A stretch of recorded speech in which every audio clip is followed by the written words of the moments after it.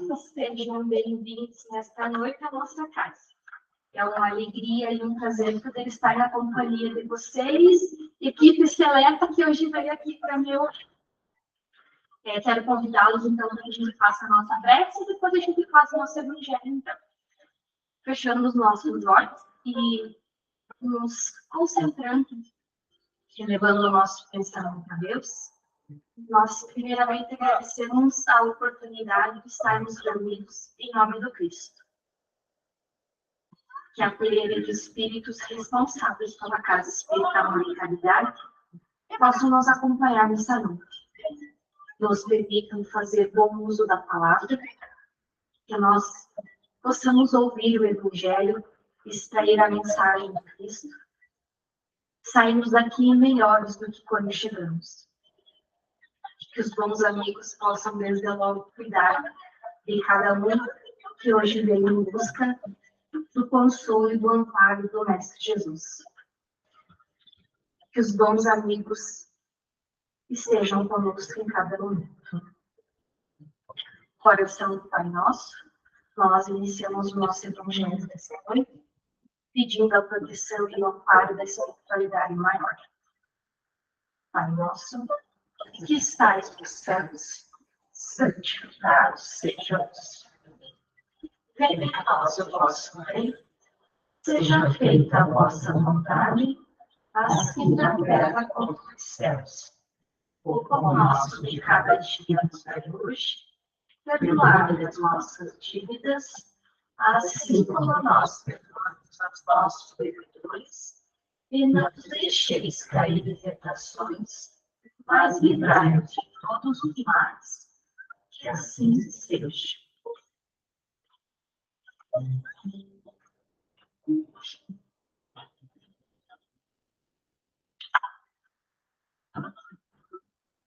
Aproveitando, então, a oportunidade que hoje me foi concedida de estar na companhia de vocês, eu selecionei um capítulo do Evangelho para que nós pudéssemos, então, fazer a análise, um estudo aqui juntos, conversar sobre ele, e como estamos entre amigos, quero que vocês se sintam à vontade, se quiserem fazer um comentário, quiserem interromper, por favor, sintam-se à vontade para fazer isso, já que estamos em poucos hoje, então temos essa liberdade de conversarmos de forma mais próxima sobre o Evangelho escolhido.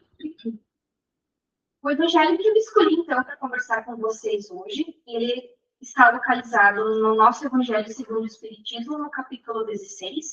Os itens é o 11, o 12 e o 13, que se trata de não poderes servir a Deus e a Mamon. Aqueles que quiserem e tiverem interesse de fazer a pesquisa, vão encontrar essa leitura bíblica nos Evangelhos de Lucas, no capítulo 16, versículo 13, Mateus, capítulo 19, versículos 16 a 24, João, capítulo 2, versículos 15 a 17. A leitura em si, ela começa da seguinte maneira: ninguém pode servir a dois senhores, porque ou odiará um e amará o outro, ou se afeiçoará a um e desprezará o outro. Não podeis servir ao mesmo tempo a Deus e a Mamon.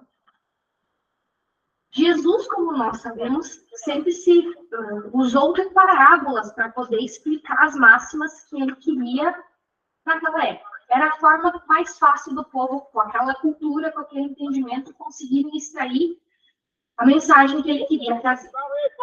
Quando Jesus, então, falou sobre que não se pode servir a dois senhores, ele queria falar a respeito das riquezas, da fortuna. Naquela época, nós sabemos que existia um apego muito grande à prata, ao ouro, enfim, às fortunas, às riquezas da época. E não que isso tenha mudado muito nos dias de hoje, apesar da quantidade de tempo que já se passou e de todos os ensinamentos que nós já recebemos, nós ainda temos certa dificuldade quando se trata do emprego da fortuna. Muitos de nós já viveram isso ou conhecem determinados irmãos que passam por essa dificuldade do apego às fortunas, do apego ao dinheiro. E aqui nós não vamos tratar acerca das grandes fortunas, fortunas, daqueles que são bilionários, trilionários, que fazem parte da lista da Forbes. Não é esse o intuito. Aqui a gente fala dos bens materiais de forma geral, daquilo que já temos, né? Nós podemos nos considerar, sim, possuidores de riqueza. Se nós olharmos para o nosso passado e olharmos para a nossa realidade atual, nós já sabemos o quanto caminhamos, quantas coisas no âmbito material nós já conquistamos. Então, sim, nós somos afortunados.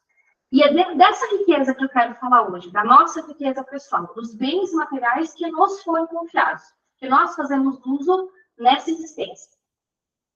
Apesar de já termos um certo conhecimento, nós sabemos que sim, nós somos apegados aos nossos bens. Temos dificuldades de nos desprendermos dos nossos bens. E às vezes tornamos escravos daquilo que nós conquistamos materialmente falando. Vou encostar um pouquinho só por causa do barulho. A fortuna, o dinheiro, ele tomou uma proporção tão importante na nossa sociedade que tornou os humanos escravos daquilo que eles conquistam, escravos daquilo que eles querem possuir. É como se nós estivéssemos o tempo todo servindo a Mamon. Mamon, naquela época, era uma divindade cultuada da prata e do ouro. Então, é como se a gente vivesse assim, cultuando essa riqueza. A riqueza que nós temos apegada da forma como vamos usar, ou no sentido daquilo que nós ainda não temos e queremos ter.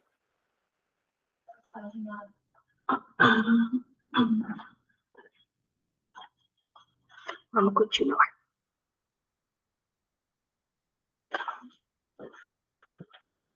E aí, apegados naquilo que nós temos e não sabemos usar, ou daquilo que nós achamos que ainda precisamos e queremos buscar, nós esquecemos do principal, que é servir a Deus. Acontece que dentro desse culto do dinheiro, da fortuna, dos bens materiais, aquilo que a gente tem que ter do que os outros têm, da ostentação que a gente tem que viver, nós acabamos nos infligindo sofrimentos e penas que não nos seriam necessárias. E que às vezes a gente pensa que não fazem parte da nossa encarnação, fazem parte do nosso projeto. Não.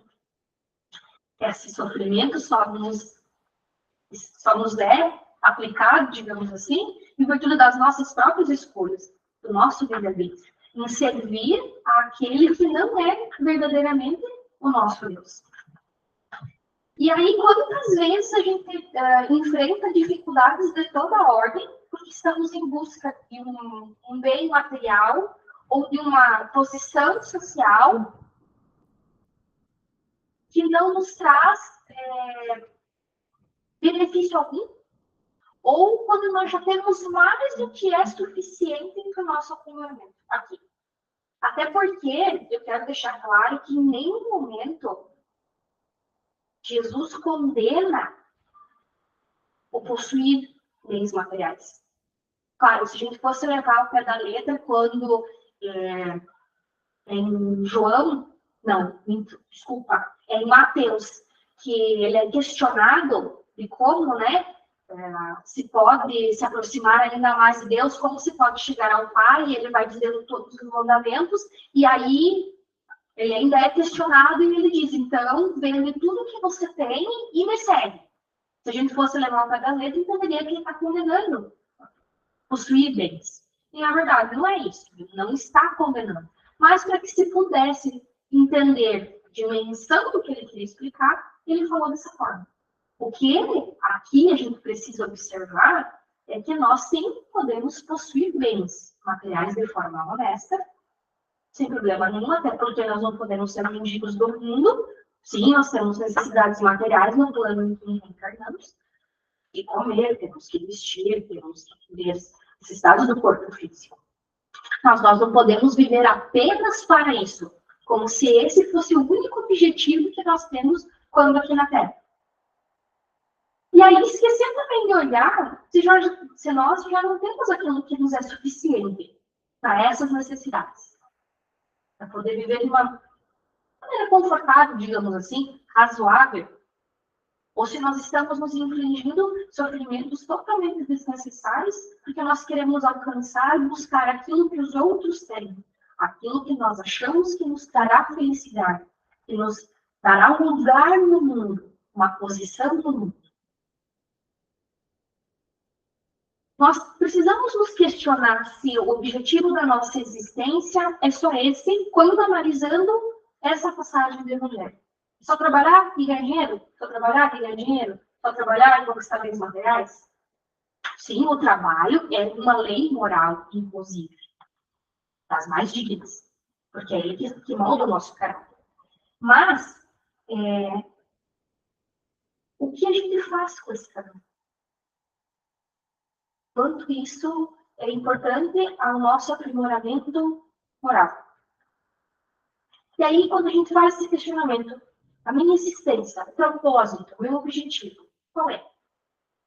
A gente consegue entrar na análise que o Evangelho quer nos trazer, que é o bom uso, o bom emprego da fortuna, da riqueza, de modo geral, digamos assim. Quando a gente fala fortuna, dá uma conotação, parece que é uma coisa grandiosa, né? Fortuna, né? Não, tudo que nós temos hoje, os bens que nos foram confiados.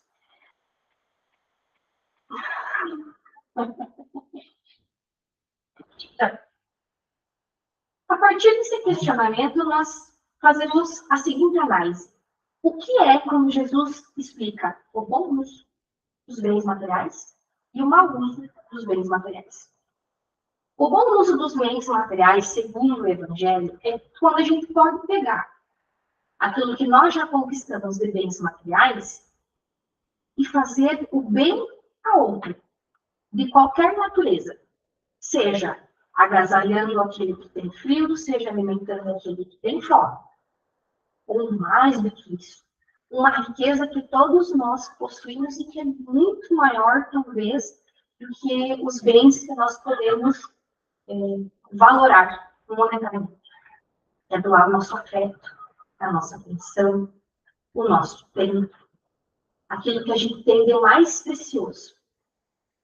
Muitas vezes os irmãos que passam pelo nosso caminho desejam, têm necessidade do pão, têm necessidade da roupa, mas tem talvez uma necessidade muito maior de serem ouvidos, de serem acolhidos. Porque como é difícil hoje a gente dispor de tempo. Como o tempo ele se tornou um bem tão precioso, né? A gente tem tantos afazeres, a nossa lista de compromissos, de obrigações é tão grande, que às vezes nos falta o tempo, ou a gente não dá o devido valor ao tempo para dar aquela atenção àquele irmão que passa pelo meu caminho, aquele amigo que precisa de você, aquele vizinho, às vezes, que está doente, que você nem sabia que estava doente, precisando, a família está precisando de um apoio, de uma palavra de consolo, de um amparo, de um fortalecimento. E aí nós esquecemos de quão valioso é esse bem que nós temos e a gente não doa. Não lembra de dividir, de compartilhar. Aí, o que seria, então, o mau uso da riqueza? Quando nós, dotados de todos esses bens, de todas essas bênçãos, pensamos única e exclusivamente na nossa satisfação pessoal. Só para o nosso uso. Eu lembro de uma vez que, aqui na casa, eu não vou lembrar o nome da pessoa, mas tinha trocado de carro. Eu lembro que eu vim para o Senhor Evangelho. Eu tinha trocado de carro. E ele só comentou comigo, estava preocupado, enfim. E aí, aquela preocupação gerou uma angústia, uma ansiedade e tal. Tinha que fazer seguro do carro novo. E aí, uma outra pessoa que estava aqui disse assim, mas espera aí, o carro vai para você usar ou é para... Você serve o carro ou o carro te serve? E aquilo ficou assim na minha cabeça, porque às vezes a gente pega, aqui eu seguro do carro, mas pega qualquer bem e, ao invés de usar ele de uma maneira tranquila, cria um transtorno gigante próximo àquilo. E aí, o que era para ser uma alegria, trazer, por exemplo, uma comodidade de locomoção, vira um transtorno tremendo. Porque aí você se preocupa, não, que eu preciso ser seguro, porque alguém pode me roubar, que eu posso bater, que eu não pode me bater, ou alguém pode riscar meu carro, ou aí eu tenho a manutenção do carro, eu tenho que abastecer o carro, e bem mais, né? Tem PVA, tem não sei o que, né? E aí cria uma, como eu disse aqui, cria um sofrimento gigante para nada. Porque o bem que te foi confiado para te servir, tornou você escravo dele. E é um exemplo tão simples, mas que nos dá a dimensão de quantas vezes nós fazemos isso com aquilo que nós temos hoje.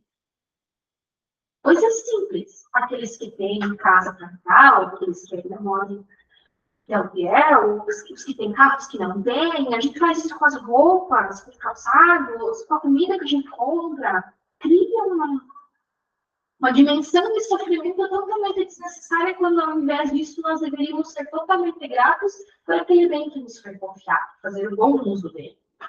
E a gente não faz. E aí também, um outro detalhe que nós esquecemos é que nós somos meros usufrutuários dos bens. Apegados na posse, na propriedade, como nós só somos usufrutuários. É uma coisa que eu gosto sempre de lembrar, que nessa encarnação, Deus me confiou determinada coisa. Mas quando eu partir, eu presto, além de não levar, eu presto contas para ele, do que eu fiz e do que eu deixei de fazer. E a gente esquece disso. Vive como se a gente fosse proprietário das coisas, brigando pelas coisas. Quantas histórias nós conhecemos de famílias que se intrigaram, que deixaram o convívio por brigas materiais quando algum familiar partiu. É a coisa mais comum que a gente ouve, né? Os parentes lutaram tanto, gastaram tempo de vida aqui na Terra para conquistar bens materiais, para deixar a família, de certa forma, amparada, e aquilo vira, como eu disse, voltando lá no início, um sofrimento demasiado que, ao invés de minha família destrói. E ainda alguns usam como mérito, como bandeira, o quanto eu lutei, o quanto eu sofri para conquistar uma coisa. Quando não deve ser um sofrimento, deve ser uma alegria. Né? A gente saiu de um determinado ponto, caminhou para outro e conquistou. Mas ele nem por hábito, não, porque eu sofri, né? Não. A questão, a análise é totalmente outra. Porque a gente, cada dia, evolui melhor e conquista as coisas novas, mas ainda assim é só usufrutuário. Continua prestando conta da maneira que usou, que fez com aquilo, para Deus. Quanto bem aquilo trouxe a outra, ou se foi apenas uma satisfação pessoal. E aqui a gente pode falar da parábola dos talentos, né? Do servidor avarento, que ao invés de multiplicar aquilo que tinha recebido, então, e a gente faz isso. Pega os bens que nos foram confiados, sejam eles. Aqui hoje a gente está analisando por uma ótica material mesmo, né? Mas se a gente também fosse pelos nossos dons, pelos nossos talentos morais que a gente trouxe, enterra. Use nosso benefício próprio. Sempre nossa satisfação própria. E esquece de que nós não somos, e não devemos, pela nossa natureza divina, sermos assim. Que a ideia é o compartilhar, o multiplicar. Com a minha filha de 3 anos aprendendo na escola. E como que ela diz que o legal é compartilhar, que a alegria é o compartilhar. E a gente esquece disso. Eles que são pequenos, que ainda não têm essa noção, levam de uma maneira mais lúdica. E a gente esquece que o objetivo aqui na Terra é compartilhar. E aí, gastando tempo para conquistar os bens materiais, nós esquecemos daquilo que é mais importante. O aperfeiçoamento moral, a proximidade com Deus. Quantos de nós reservam no mesmo tempo que reservam para o trabalho material, para ter um tempo de qualidade com Deus? Reservam um tempo para estudar sobre o Evangelho. independente da religião que professe. Aqui eu falo de um modo geral. Quantos reservam esse tempo? Nós temos um compromisso quando se trata do âmbito material ou profissional. Por exemplo, às 8 horas nós estamos no nosso trabalho. Temos uma agenda de compromissos a cumprir. Saímos meio-dia para almoçar, sabemos que em determinado horário temos que estar lá novamente, nos apresentar naquele dia, naquele horário, tantas vezes por semana, para que lá no final do mês o salário seja pago pela nossa dedicação. Quando se trata do aperfeiçoamento moral, quantos de nós têm essa mesma dedicação de reservar um tempo para aprimorar o espírito, para estudar sobre o Evangelho, conhecer as máximas do Cristo? E nem só isso, conseguir viver essas máximas. A gente faz. E aí, às vezes, se sente até um pouco perdido, porque não dedica ao mesmo tempo que deveria, se trata de Deus. E aí a espiritualidade cobra isso e fala no Evangelho, que eles ficam dolorosamente entristecidos quando olham para nós e sabem que nós não temos a mesma dedicação. E que nos será cobrado isso no futuro próximo. A gente não sabe quando. Então, a ideia é que a gente também possa reservar um tempo de qualidade para o nosso espírito. Às vezes vocês podem analisar o seguinte: não, mas eu já tive um tempo, eu frequento uma casa de Deus, seja ela qual for, faço as minhas orações, faço as leituras, mas quanto disso você realmente aproveitou? Tem que ser um tempo de qualidade. Às vezes a gente se pega assim, faz aquela prece rápida, as palavras uma atropelando a outra, nem lembra direito o que foi que disse, como foi que rezou, fala o Pai Nosso bem rápido, não lembra do significado dele, faz aquele momento rápido, ou vem aqui na casa já cuidando do horário de chegar a minha vez, como diz a minha filha, já é a minha vez, esperando para tomar o passe e poder ir embora. Ou vem no estudo que está cuidando do horário, para ele que você já está indo para a próxima leitura, para você já pode ir embora. Não que eu esteja aqui me colocando numa condição melhor do que vocês que me ouvem. Não, eu também chego cansada. A gente também tem outros afazeres, né? Então a gente quer, de repente, quanto mais rápido conseguir como eu vou usar a palavra, se livrar, que vai dar uma conotação pejorativa, mas quanto antes nós conseguimos colocar na nossa lista que aquele item que conclui com sucesso, melhor, tem que partir para o próximo. Mas o nosso aperfeiçoamento moral não será conquistado dessa maneira. Do mesmo jeito que no nosso trabalho material, nós conquistamos aprimoramento, nós somos reconhecidos pela nossa excelência no que fazemos, na prática, constância, pelo estudo, na nossa moral, na nossa proximidade com Deus. Essa a gente sente falta de ter essa conexão com a espiritualidade.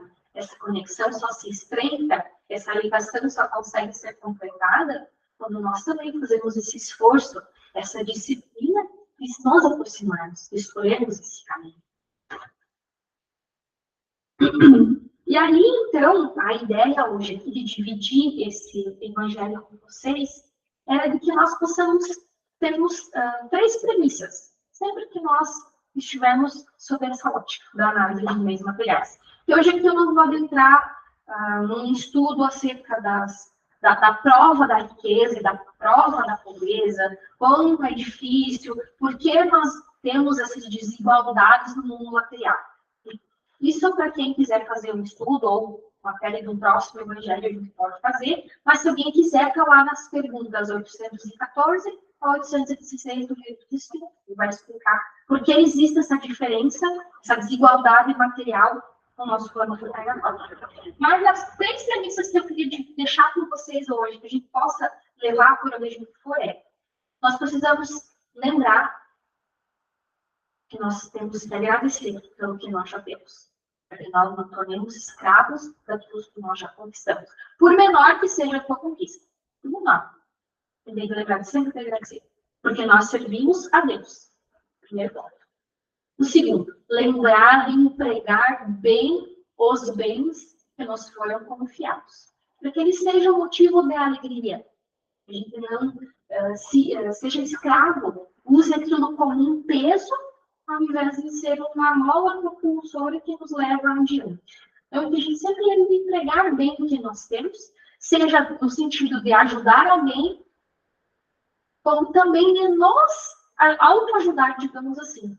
E não nos infligir um sofrimento que a gente não precisa ter.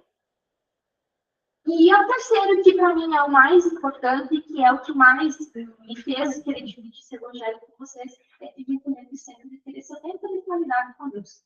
Da maneira que cada um entende que é melhor. Isso é uma coisa muito particular.